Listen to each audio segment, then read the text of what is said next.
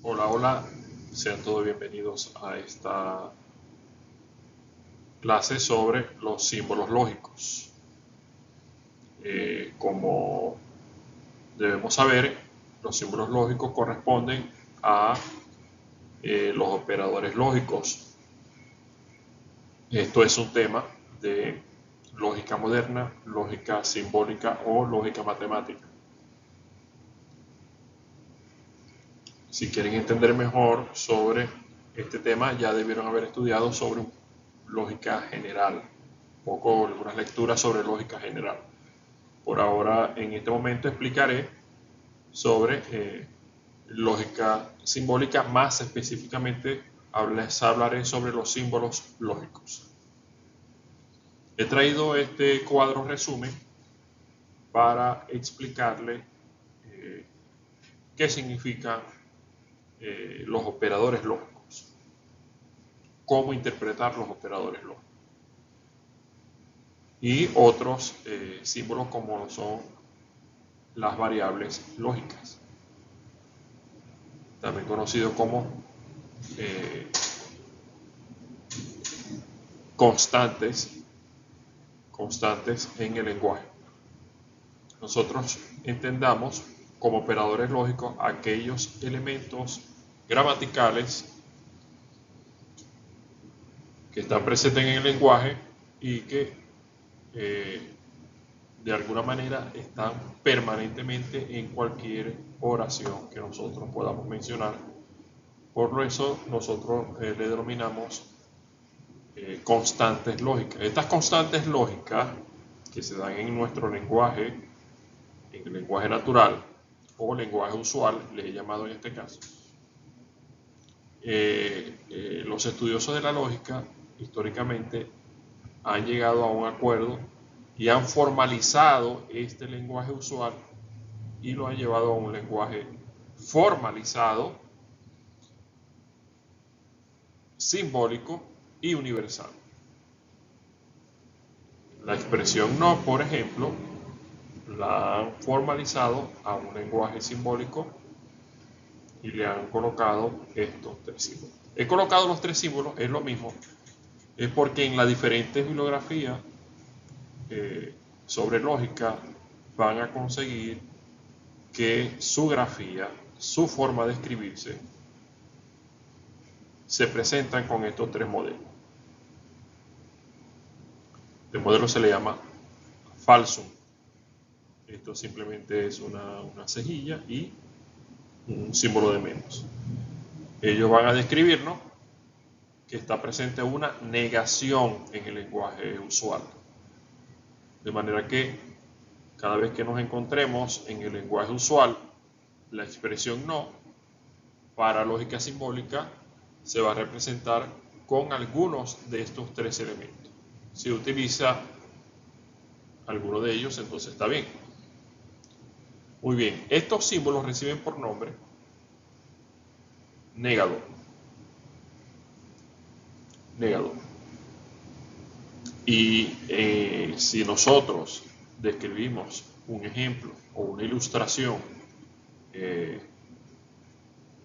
gráfica que quiere decir escrita, de una negación diríamos no llueve. Y en la simbolización le he traído este ejemplo, sería no P. Aquí he usado esta cejilla y he utilizado la primera variable que al lenguaje simbólico la hemos tomado de nuestro abecedario y es la letra P. Entonces no P le vamos a denominar negación. No P es una negación. Repito, ¿qué va a representar en el lenguaje natural, en el lenguaje usual? No llueve. He tomado como por ejemplo la expresión llover, pero puede ser, se puede usar cualquier otra variable en el lenguaje. No llueve, no camino, no quiero, no escampa, si queremos, digamos, expresar alguna relación con esta que está acá. No pinto, no quiero, no como, y así sucesivamente. De manera que tenemos entonces el negador. Otro operador lógico que nosotros conseguimos en el lenguaje usual es el ni.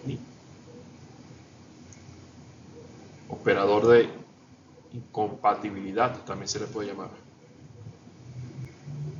Y le he colocado aquí su nominación, es conocido también como negador conjunto. Y va a representar en una ilustración del lenguaje natural ni llueve ni truena, como ejemplo, pero puede ser cualquier otro, ¿no? Como les mencioné anteriormente, cualquier otra expresión que involucre estas dos palabras, ni. Si nosotros nos encontramos en un razonamiento, las expresiones ni, entonces debemos estar claros que estamos ante un negador conjunto. Le he traído acá cómo lo simbolizaríamos. Ni P ni Q sería la lectura. Pero a esta fórmula proposicional le vamos a denominar negación conjunta. Negación conjunta. Ni P ni Q. Ni llueve ni truena. Ni estudio ni apruebo. Pero espero ese no sea el caso de ustedes, ¿no? Tenemos que estudiar para aprobar. De manera que deberíamos simbolizarlo de esta forma. Muy bien. En el tercer caso nos encontramos con otra expresión constante en nuestro lenguaje natural, que es la I, que va a actuar como un conjuntor. Pueden ver aquí, llueve y truena, está juntando ambas expresiones, llueve y truena. En el lenguaje simbólico o formalizado, los lógicos han decidido graficarlo de esta manera, o un punto, y hacerlo más o menos grande para que sea visible, o esta V invertida. Y le han denominado conjuntor. Aquí tenemos un ejemplo en una fórmula proposicional. Si nos encontramos con esta fórmula, le vamos a llamar que hay una conjunción o una fórmula proposicional de conjunción. El siguiente símbolo que le traemos hoy acá sería esta V. Esta V en el lenguaje usual lo vamos a encontrar con la expresión O. Y el ejemplo sigue acá, llueve o truena. ¿Cómo le vamos a llamar a este símbolo? Esta U invertido. Disyuntor inclusivo o disyuntor débil inclusivo. Porque pueden darse ambas cosas. Puede llover o tronar. Y sería así la forma en que escribiríamos su fórmula proposicional. Y se trataría de una fórmula proposicional de disyunción. El siguiente símbolo que les traigo acá sería este, una V pero con un signo menos. Y lo encontramos en el lenguaje natural con la expresión uno o el otro, o simplemente con la expresión o. Aquí les traigo el ejemplo, o llueve o truena. Y lo representamos en el lenguaje simbólico de esta manera. Y le vamos a llamar disyuntor excluyente. Porque sigue siendo un disyuntor, pero la diferencia con el disyuntor débil inclusivo es que en este caso necesitamos una sola de las opciones, una sola de las proposiciones. Se va a cumplir una sola de las proposiciones, no ambos, como dice aquí. Es decir, o llueve o truena. Cuando nos conseguimos esta expresión, en el lenguaje usual estamos hablando de que hay un disyuntor excluyente o fuerte exclusivo. Está excluyendo una de las dos proposiciones simples. Y lo representamos en su forma lógica como P, disyuntor excluyente Q. Y le llamaríamos fórmula proposicional de disyunción excluyente. El siguiente símbolo de turno se lo lleva entonces el implicador. Generalmente lo conseguimos en el lenguaje usual como si, entonces, por tanto. He puesto solamente este ejemplo, pero hay otras formas de expresiones en el lenguaje natural que nos inducen a una conclusión del razonamiento, como por lo tanto, por lo que se sigue, por lo que se concluye. Y nos sirve entonces para identificar que estamos ante un razonamiento, ante la conclusión de un razonamiento. Aquí les traigo un ejemplo. Si llueve, entonces truena. Entonces, requerimos un antecedente para que ocurra un consecuente. Si eso sucede, estamos ante una implicación.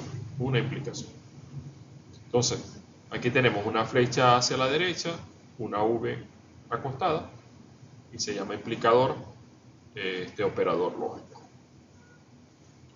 Una vez que ya lo tenemos involucrado en dos proposiciones simples, entonces le llamamos que esto es una fórmula proposicional de implicación. Luego tenemos el coimplicador. Miren cómo lo podemos simbolizar. Una triple horizontal o una doble flecha.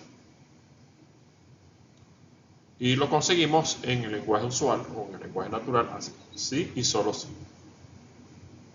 El consecuente en este caso es una condición sine qua non de lo que se requiere anteriormente. Es decir, va a llover si solo si truena. Si no truena, entonces no llueve, no va a llover. De manera que lo conseguimos en el lenguaje proposicional de esta forma. P equivale a Q, se lee, por eso se llama fórmula proposicional de equivalencia, o P coimplica Q, así como se lo he mencionado acá.